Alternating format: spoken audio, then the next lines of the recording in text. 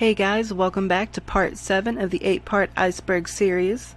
This is, if you're new here, it's the Unsolved Serial Killing and Mass Murders Iceberg. Well, let's get right into it. This is one of the biggest unsolved murders in Houston. On August 19th, 1983, 3 realtors were shot inside of the Shoemate Co realtor's office at 16007 Memorial Drive in West Houston, Texas. The victims were identified as Elizabeth Shoemate, 54, Joanne Brown, 46, and Frances Ivy, 60.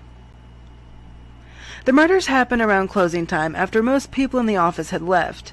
Another worker returning to the office around 6:30 p.m. discovered the crime scene. Houston police said that the women were all found shot in the back of the head, execution style. Shoemate was tied up, Brown and Ivy were close by, and some of their jewelry was stolen. Shortly after the murders, 2 people came forward saying that they saw a man near the real estate office, and a composite sketch was released. However, detectives thought the whole time that there might have actually been at least 2 killers. The Raccoon Bend killings. Mark Schriller's parents, Bernice and Alden Schriller, were brutally killed in a mobile home on November 14, 1996. His grandfather, Will Stettenpole, and his neighbor, Ray Payne, were also murdered. Investigators say the scene was a complete bloodbath. I could not find much more information than this on the case. The Zip Gun Bomber. Starting in 1982, an unidentified figure named by the press as a zip gun bomber began terrorizing New York City with packages mailed to unsuspecting recipients set to shoot off bullets in 3 different directions when they're opened. The first victim was 54-year-old high school guidance counselor Joan Kipp.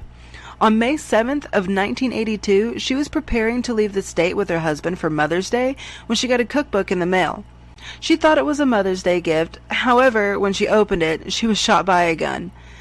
She was rushed to the local hospital, but died hours later. It would be a decade before the killer would strike again.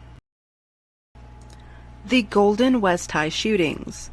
In May of 2020, at around 11:15 on a Tuesday night, police responded to reports of shots fired at the school parking lot. There they found 3 men dead of gunshot wounds, 19-year-olds Jose Pena and Blake Merderios, and 18-year-old Isaiah Rule. Police believe the victims came to the parking lot in the same car, but it's unclear what led up to the shooting. The 2004 Marriott Spa Murders. Lynn was the target. Liu and Zhang were likely in the wrong place at the wrong time. All 3 were shot and killed inside the Mirage Spa, a Marriott massage parlor, just before 1 a.m. on February 8, 2004. Their bodies were found, bound, and wrapped in sheets from the spa and loaded into the back of Zhang's red Ford Explorer. Police recovered the Explorer the following morning behind the Victoria Square United Church at Woodbine Avenue and Elgin Mills Road, just before discovering the bloody crime scene at the spa. The Dryfuse family murders. On June 15, 1994, Bonnie Dryfuse, her 2 daughters, ages 7 and 4, and her niece, age 5, were brutally murdered at their home in Pulaski Township, Pennsylvania. At 3 p.m. that day, police received a call from Bonnie Dryfuse's husband, Tom, also known as Jake Dryfuse, reporting that he had just arrived at home and found the bodies. Each had been stabbed numerous times, and their throats had been slashed.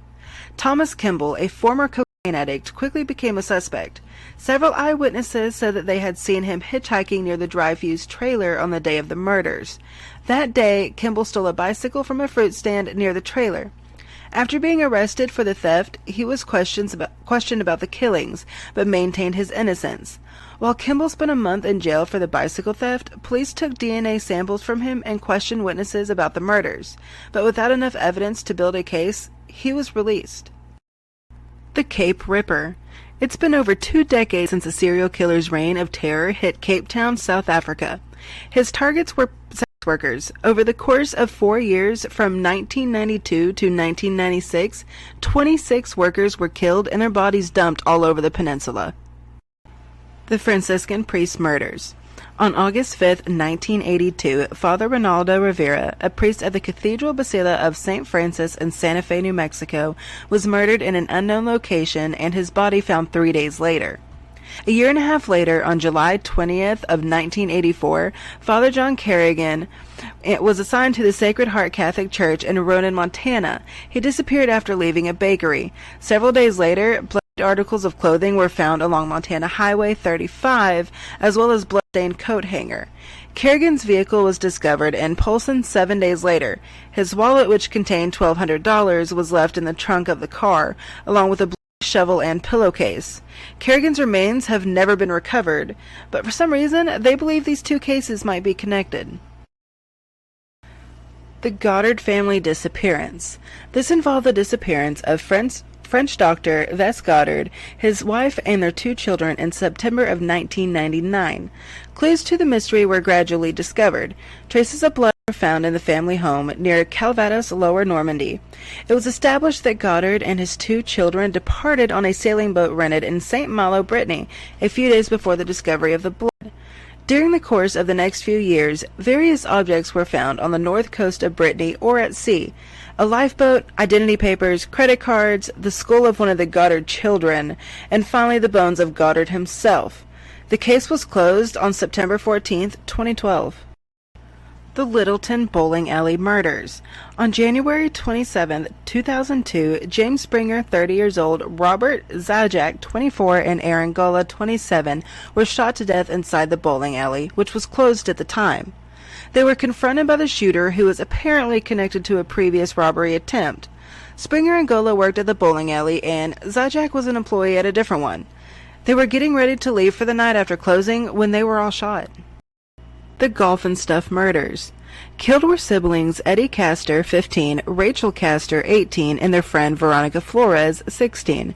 Their bodies were discovered on the concrete bottom of the San Gabriel River in the Downey-Norwalk border. Reports at the time said the killings resembled some sort of satanic ritual. Family members and detectives even considered Night Stalker Richard Ramirez a suspect, but the investigation is likely headed elsewhere. Alright guys, well that's it for part 7. I will see y'all next week with part 8. Good night.